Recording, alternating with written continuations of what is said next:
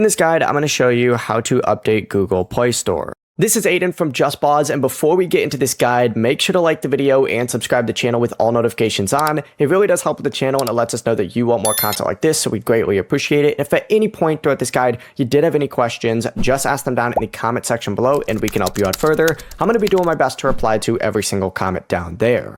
Begin by opening up the Play Store and tap on your profile icon up in the top right corner. Scroll down and you need to select Settings. Now in the Settings section, hit About, and you're going to want to look for this Play Store version section right here. All you need to do is select Update Play Store, and if an update is available, it's going to install automatically. If the Play Store is currently already at the highest update that it could possibly be at, you'll see a message saying that it's already up to date.